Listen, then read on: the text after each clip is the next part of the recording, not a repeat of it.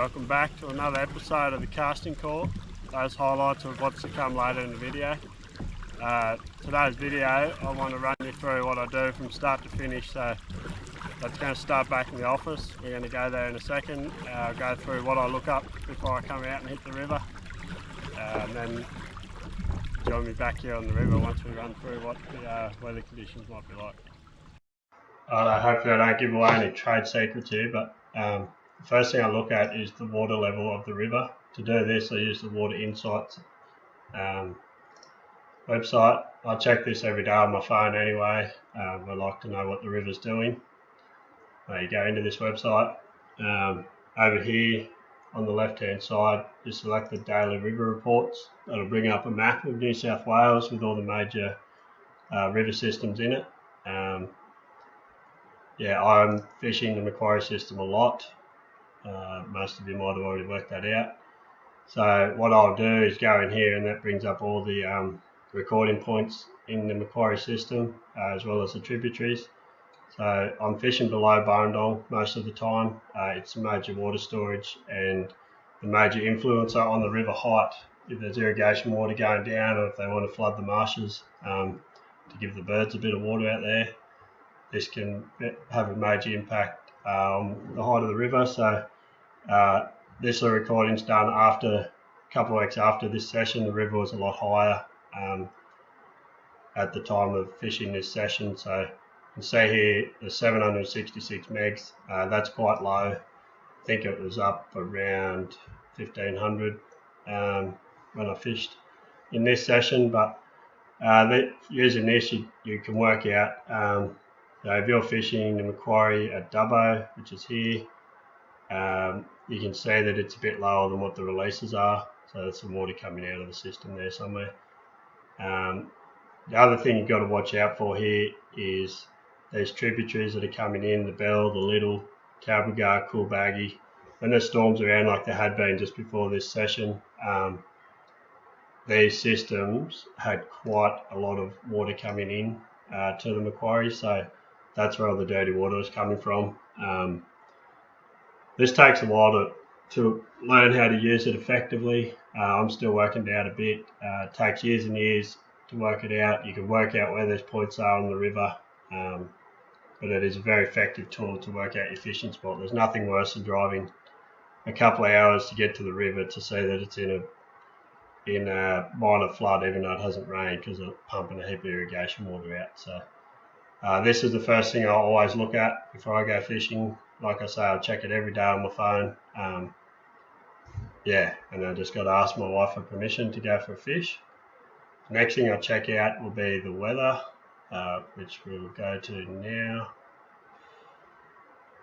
Over here. If you look up here, I took a screenshot on that day of what the barometer was. We had a rising barometer, sharply rising barometer, and I don't really take a lot of notice on the barometer. I'll look at it just for looking at its sake, really. I don't get that many chances to go fishing, so I can't really pick what the barometer is going to be for my sessions. I don't know if it has that much influence on the fish, especially in the river systems. I think clarity and everything is more important. The other thing I look at will be the weather, just see how hot it's going to be, see what kind of water I need to take, or if it's going to be cold, what warm stuff I need to take. And the wind can be a thing. I don't like those cold southerlies, which we had on this day.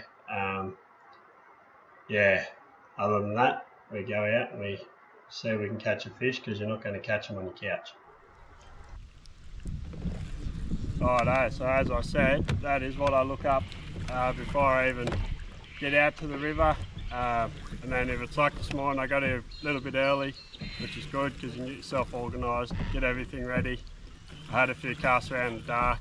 I've just had the one follow so far on the surface lure. And then when I get to the river, wait for a bit more sunshine. Still not quite light enough now, just to see what sort of clarity we got, because clarity when you're lure fishing can be the most important thing.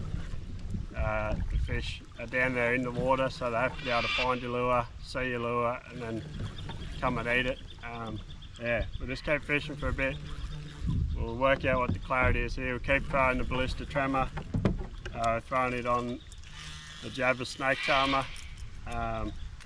Great rod for throwing this lure, and it'll throw a lot smaller lures too. So we're just going to keep throwing that so we can get a big wolf on the top, and yeah, hopefully see that next. Otherwise it'll be a bit more of me chatting.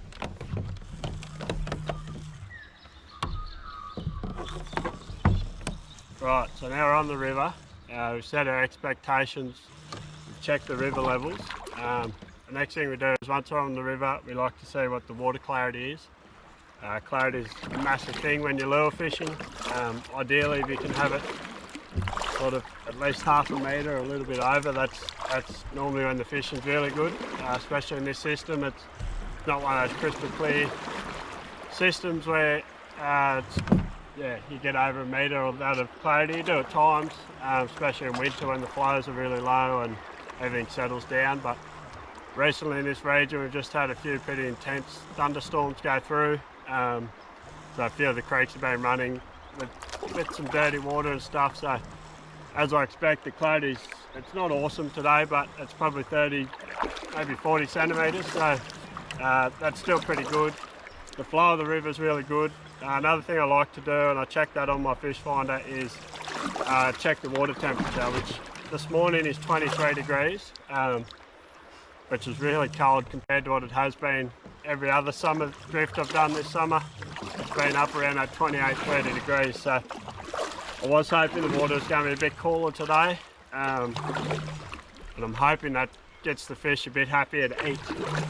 Not yet anyway. I've been throwing the big ballista around, the big tremor on the surface. I've just had the one follow so far. So anyway, we'll keep throwing here. With this clarity like this, I think probably my plan of attack will be to put something on that's quite noisy, got quite a rattle in it, probably a bib lure, and something that gives out a fair bit of pulse. So I might put a spinnerbait on the other rod, just help the fish find where that lure is a bit. Anyway, stick around, let's hope we can get some fish. Righto, the big ballista tremor's off. Fish in good water there, the sun's getting up a bit. Haven't had any hits. It is really big fish lure. You might get a smaller surface lure on, you might get a few more hits. It's hard to know really. It's pretty cold here this morning for this time of the year, so whether that's got them shut down or not. But we're going to try this, we're going to bang down through some timber, try and work it pretty slow and shake it in their face. It is a 130mm warthog from White Crow Lures. Got onto Dan that makes those lures and he sent a few up, so we'll give him a swim. I've gone for this bright colour. As I said before, the clarity's not brilliant, so this should help him find it a little bit. Yeah, anyway, we'll give it a bit of a bash down through some timber, see how it swims and see if the fish like it.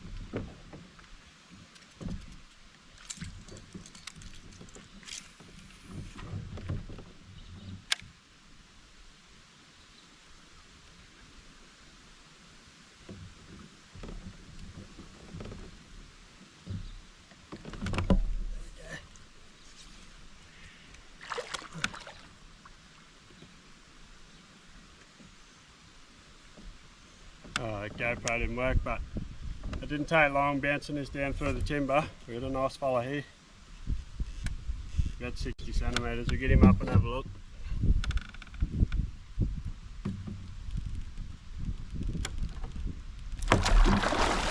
Crocodile roll.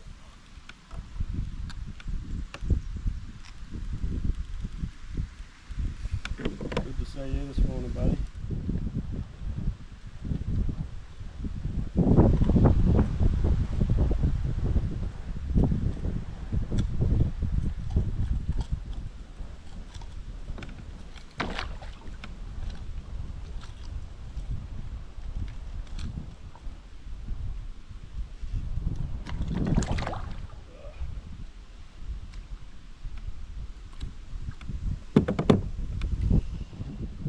There he is, first one for the morning. Hopefully we can sort this GoPro out, but there's your average size fish in this system. Beautiful fish. Just decided to work my way back upstream. First time there's good water I fished with this bib lure and see if I can find one. Find him, we'll see if we can find some more.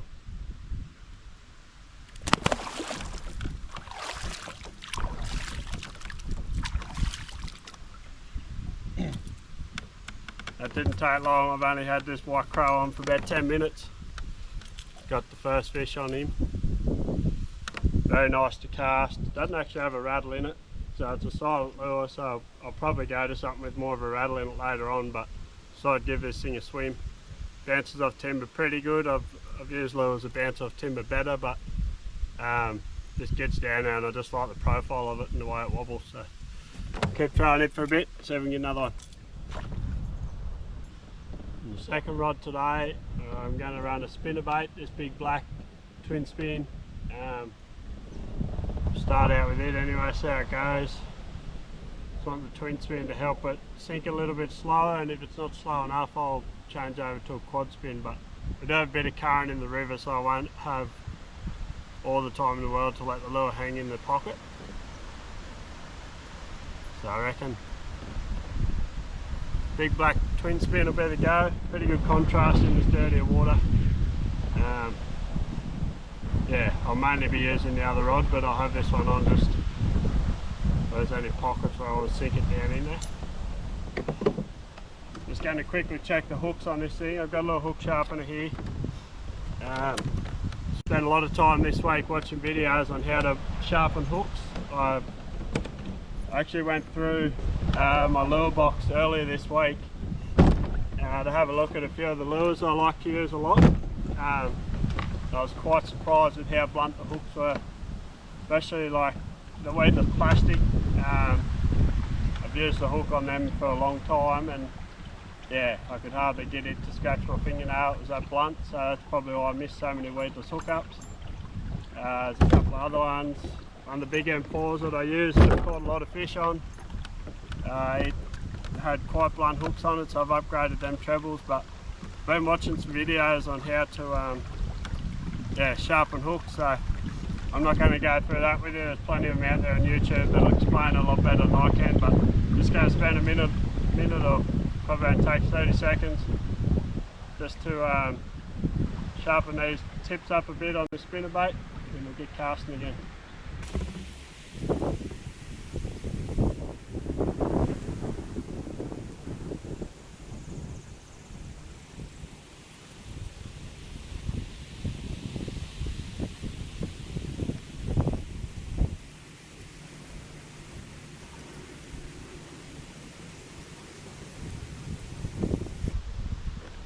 That's all it takes. I just did both them hook points then.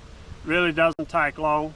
Not something that I give a lot of thought to either, but I'm going to start trying to prioritise that, because when you think about it, especially with cod fishing, it's bloody hard to get a bite from a cod. Like sometimes you might get one bite a day. You want them, they're your only point of contact with the fish, so you want them to be really sharp. So if you do get a bite, you increase your chance of pinning him. So going forward, that's going to be something that I'm really conscious of. Each time I tie a lure on, I'm going to check the hook points, and yeah, have the sharp. I've got the sharpener in the bag with me all the time, so I'm going to just try and use it a bit more. Let's get casting so we can find another green one.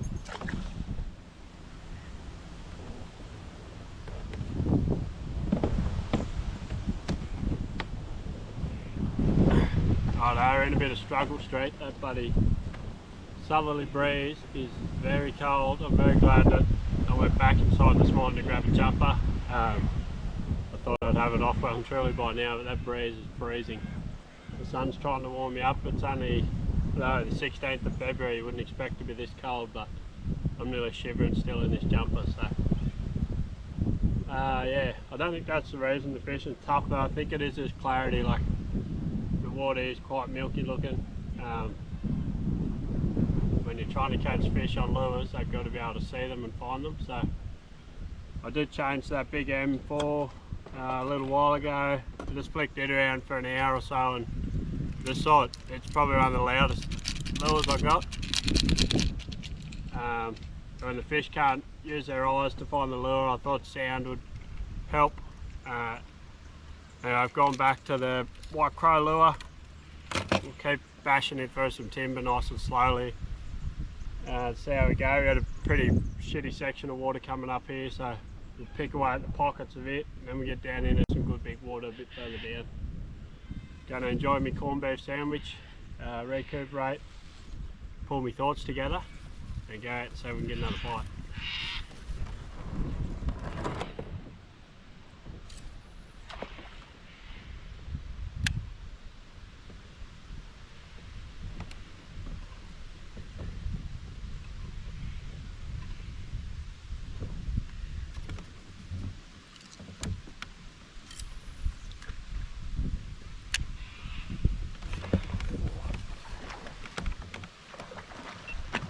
That happened last time I got the snag too. Oh, it could be the same fish.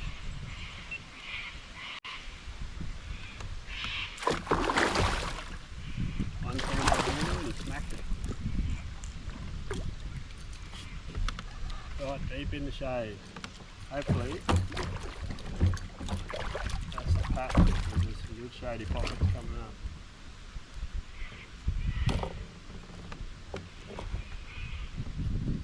Only a little fella.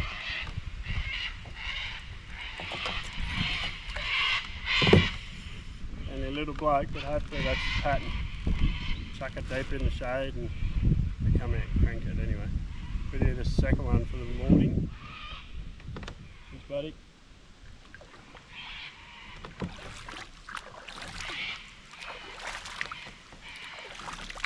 It woke me up a bit.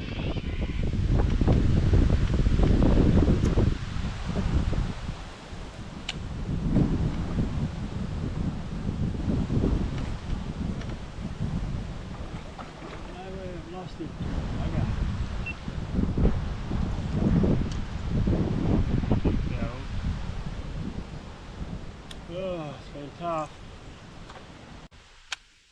Sort of picking these shady pockets. The clarity's getting worse as the sun gets higher. There's about 15 centimetres of clarity, so yeah, so just picking the pockets and trying to find the finish line if we can.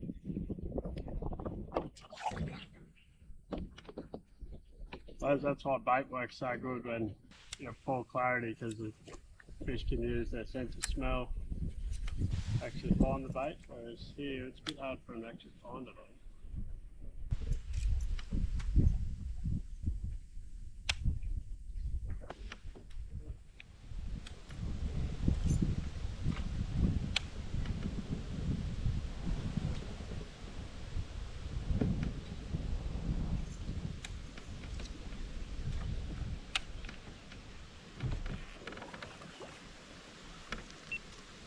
Straight onto it. Oh, good to see you, mate. He just choked it. They're happy to eat if you can get it right in their face by the looks of that. Look at that. Right down the gob. Very deep hook. Not doing any damage.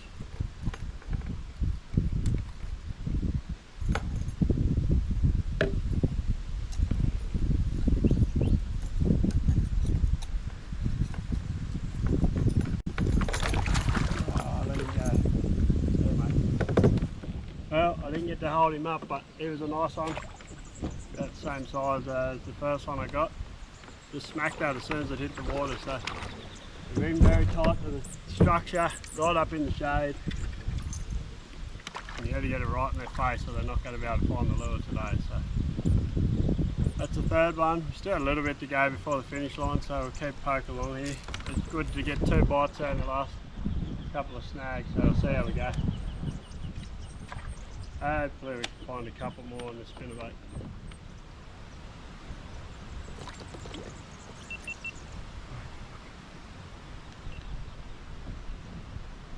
I'll let you in on a little secret. The fishing's tough like this, and I just don't have too many answers on how to make them bite. Got one little other secret that I like to use. sit back in my seat. Yeah, fishy, fishy, fishy, fishy. Now just get my rod. I'll just keep casting until one bites. It almost never works. Geez, it's worth a try. Righto, I recorded the outro to this video on my Headcam GoPro, which as you can see throughout this video wasn't working. Hopefully I can get that sorted out.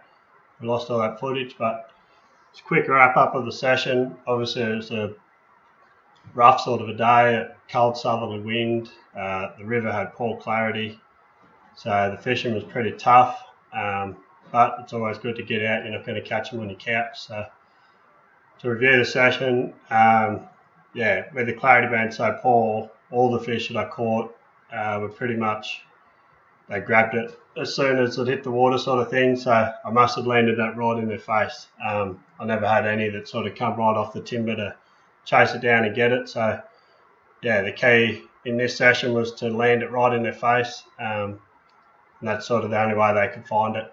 And I think along with the weather conditions, it sort of had them pretty shut down. When the water's a bit crooked like that, the fish are never that happy to come out and eat. Anyway, we got, hopefully the river's going to settle down the next month or so when the irrigation stops and we can get into a few fish. Thanks for watching.